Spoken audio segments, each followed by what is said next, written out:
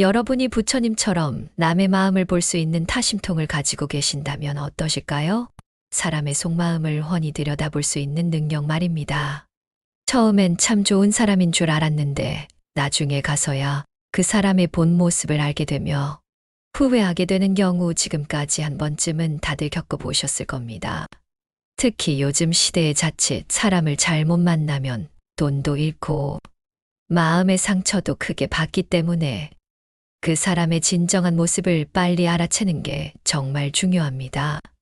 그래서 오늘은 여러분께 상대방의 본성을 파악할 수 있는 가장 중요한 3가지 신호를 알려드리려고 합니다.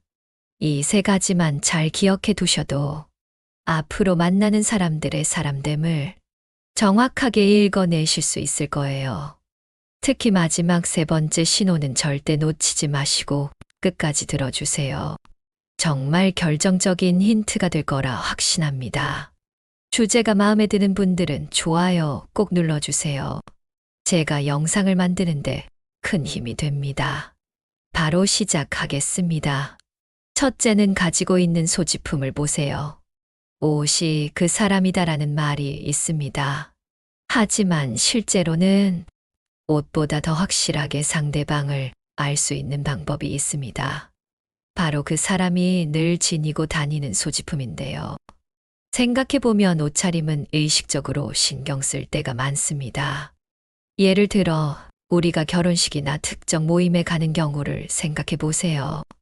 격식을 갖춰야 할 자리라면 아무리 캐주얼한 옷을 좋아해도 정장을 갖춰 입을 수밖에는 없지요. 하지만 시계, 신발, 가방, 액세서리, 그리고 손수건, 스카프처럼 작은 소지품은 우리의 무의식적인 취향이 담기는 경우가 많습니다. 실제로 패션 전문가들에 따르면 옷차림 같은 경우 남들의 눈을 의식하여 선택한다고 합니다. 하지만 소지품은 평소 취향이 그대로 묻어나기 쉽다고 말합니다. 자, 그렇다면 이제부터 각각의 소지품이 말해주는 의미를 자세하게 하나씩 알려드릴 테니 잘 들어보세요. 첫 번째는 신발입니다. 신발은 매일 신고 다니는 물건이라서 그 사람의 생활 습관이 꽤 선명하게 드러나는 영역입니다. 예전에 정주영 회장님과 같으신 부자들은 신발을 버리지 않고 수선해서 신었다라는 일화를 들은 적이 있는데요. 풍수적으로 신발은 그 사람의 노력과 부지런함을 상징한다고 합니다. 이런 분들은 노력, 인내, 성실성을 중요시 여기는 경향이 있습니다. 그리고 이런 분들도 있으시죠. 일부러 주로 화려하거나 로고가 크게 박힌 신발을 신는 분들. 패션에 대한 관심이 높고 브랜드 가치나 사람들의 시선을 중요하게 여길 가능성이 큽니다. 반면에 주로 편한 운동화나 단화를 신는 분들은 신발은 발이 편해야지라는 생각이 강해서 활동성과 실용성을 가장 중시합니다. 두 번째로 살펴볼 것은 시계입니다. 한동안 손목시계가 핸드폰에게 자리를 내어주었는데요. 요즘은 다시 시계의 전성시대가 왔죠. 요즘 시대의 시계는 단순히 시간을 보는 도구를 넘었어 그 사람의 취향과 라이프 스타일을 보여주는 단서가 되었지요. 요즘 젊은 사람들 사이에서 인기 있는 스마트워치를 한번 볼까요? 이런 시계를 차고 계신 분들은 대부분 새로운 것에 호기심이 많은 분들입니다. 평소에도 효율적인 생활을 추구하고 건강 관리에도 관심이 많은 경우가 많습니다. 반면에 클래식한 아날로그 시계를 선호하시는 분들이 계시죠. 저도 가지고 있는데요. 이런 분들은 보통 전통적인 가치를 중요하게 여기시고 격식과 품위를 지키는 걸 좋아하시죠. 특히 양복 차림에 고급스러운 시계를 매치하시는 분들은 디테일까지 신경 쓰시는 면을 가지고 계신 경우가 많습니다. 그리고 요즘은 양복에 스마트워치를 찬 퓨전 형식을 좋아하는 분들도 계십니다. 이런 분들은 실용적인 면이 강하다고 보는데요. 남의 눈치를 보지 않고 자신의 필요에 따라 좋은 것을 선택하는 성격의 소유자이기도 합니다.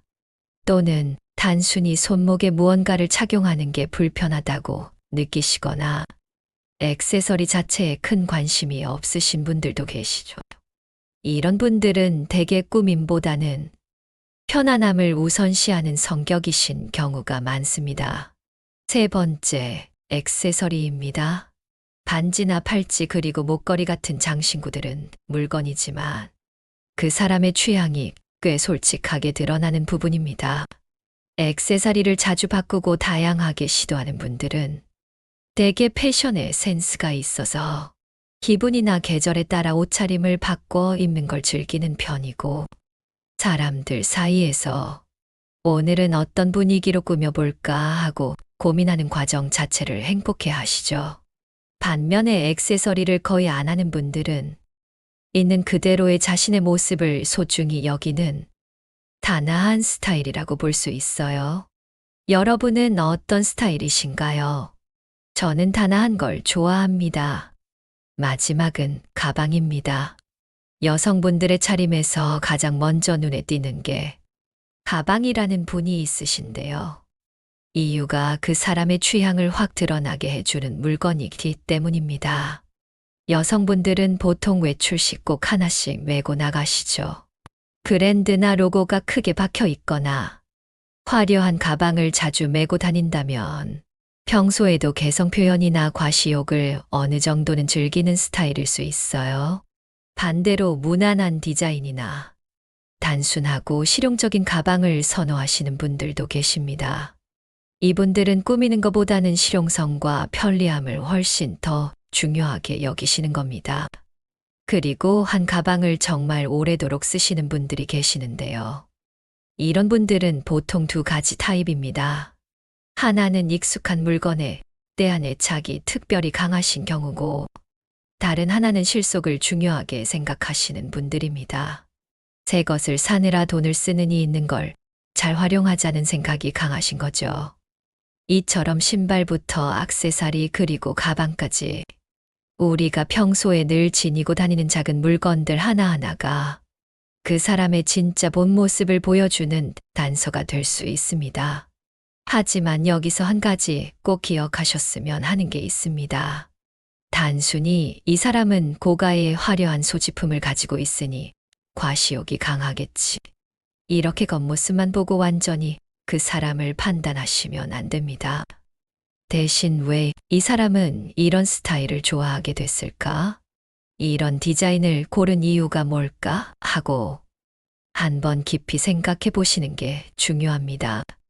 그 사람이 처한 상황이 그들을 그렇게 보이게 만들었을 수도 있기 때문이지요. 이렇게 소지품이나 겉모습만으로는 그 사람의 전부를 알 수 없기 때문에 이어서 말씀드릴 내용까지 함께 보신다면 여러분이 만나는 사람들의 진면목을 훨씬 더 정확하게 파악하실 수 있을 겁니다. 사람의 본성을 알아보는 두 번째 방법입니다. 풍기는 인상을 유심히 보세요. 여러분은 수십 년을 살아오시면서 많은 분들을 보아왔습니다.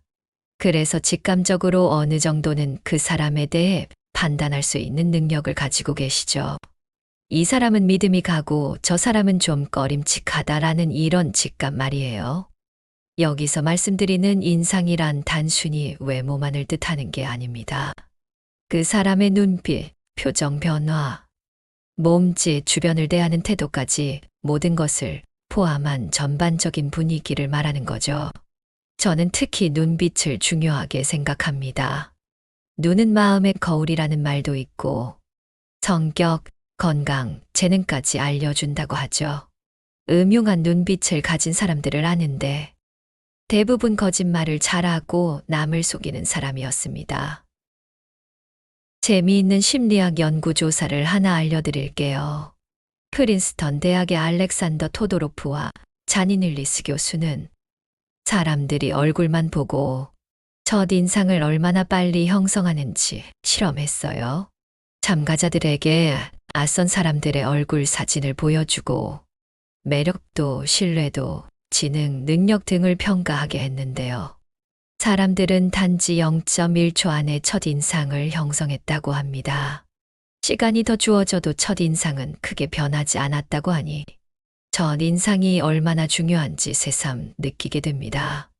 또 실제로 한 연구 결과를 보면 사기꾼들이 자주 쓰는 세 가지 전략, 패턴이 있다고 합니다. 첫째, 과장된 표현을 하며 물질적인 것을 과시를 합니다. 자기에 대한 배경을 이야기하거나 자신이 지닌 고가의 자동차, 시계, 가방 등에 대해 이야기하거나 보여줍니다. 둘째, 친근감을 표현합니다. 만난 지 얼마 되지 않았는데 어머니, 이모 또는 아버님 등의 호칭을 쓰며 가까운 척을 합니다. 또는 어머, 어디서 만난 것 같은데요. 진짜 낯이 익으시네요. 이런 말로 시작해서 급속도로 거리를 좁히려고 하는 분들이 계시죠. 이런 건 되게 의도적으로 친밀감의 착각을 만들어내려는 전략일 수 있으니 주의하셔야 합니다. 셋째, 처음 만난 자리에서 다른 사람 험담을 늘어놓는 경우입니다. 기본적으로 남의 험담을 하는 사람치고 본성이 좋은 사람은 없죠. 사기꾼의 본성이 좋을 리 없으니 험담을 늘어놓습니다. 오늘은 다른 사람 얘기를 하지만 내일은 여러분 얘기를 할 수도 있다는 것도 명심하여야 합니다. 그러나 사람의 인상은 언제든지 바뀔 수 있습니다. 마음과 태도에 따라 얼굴과 운명은 얼마든지 바뀔 수 있으니까요. 사람이 풍기는 인상이란 단순히 타고난 외모가 아닌 그 사람의 삶과 마음가짐이 오랜 시간에 걸쳐 자연스럽게 드러나는 거울이라고 할 수 있습니다.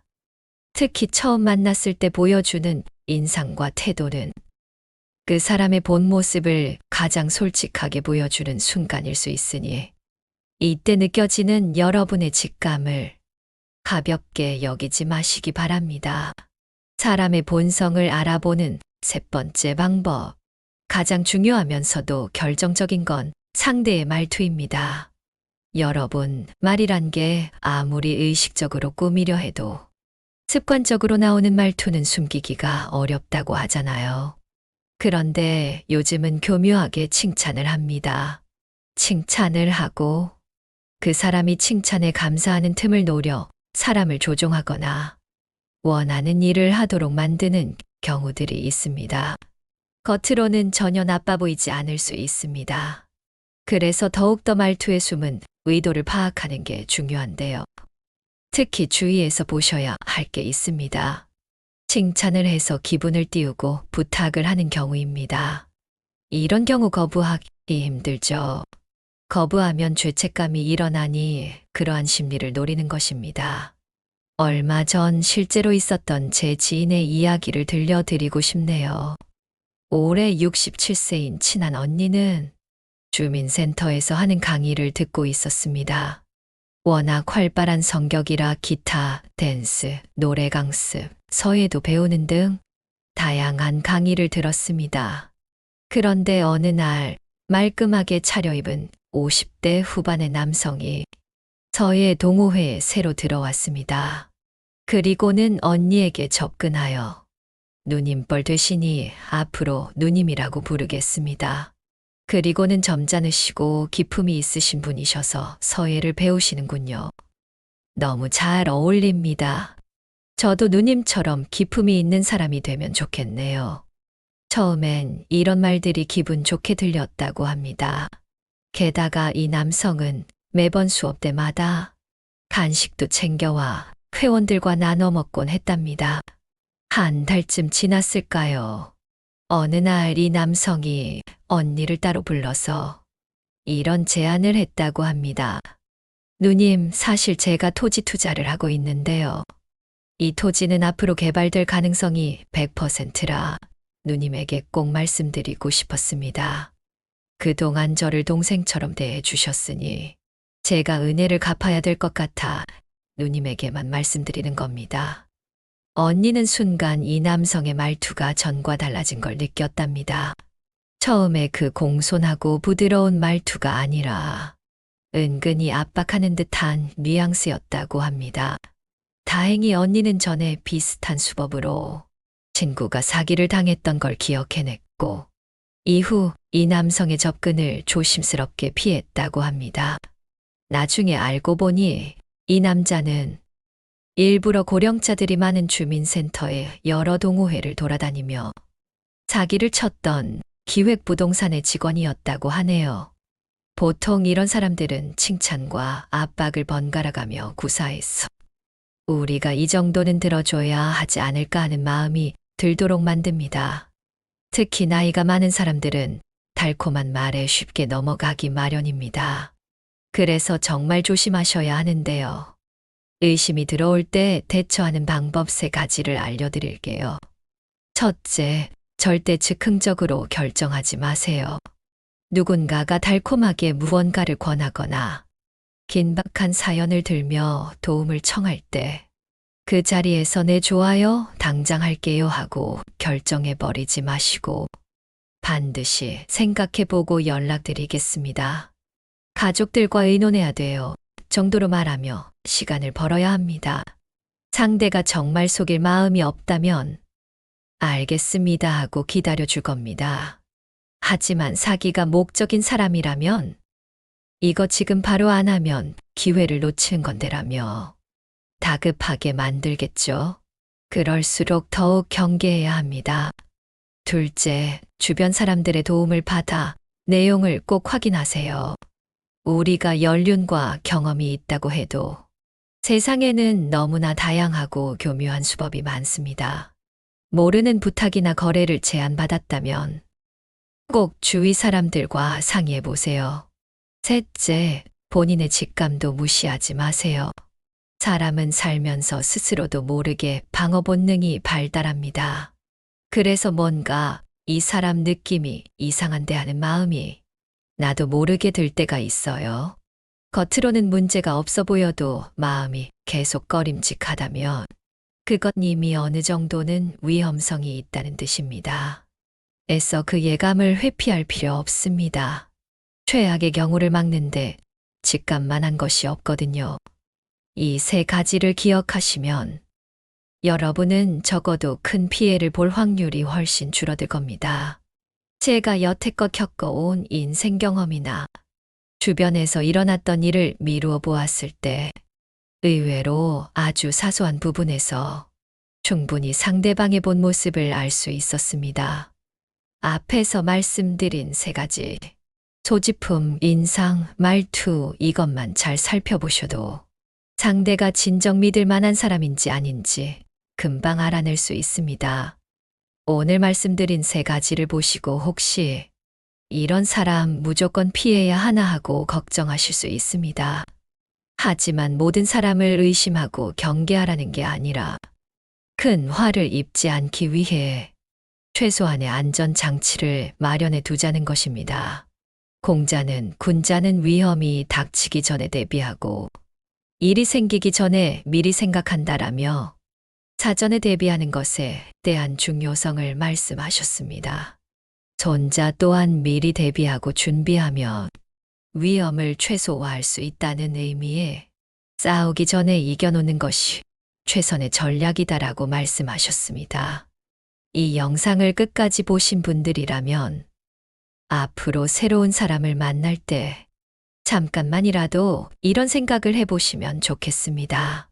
이 사람과 나의 관계를 어디까지 가져가도 괜찮을까? 이렇게 한 번쯤 깊이 생각해보는 습관을 들이시면 누구를 만나도 쉽게 흔들리지 않고 정말 소중한 인연과 서로 따뜻한 관계를 맺을 수 있을 거예요. 여러분 오늘 내용이 도움이 되셨나요? 내일부터 한번 실천해 보세요. 왜 이 사람은 이런 가방을 가지고 왔을까?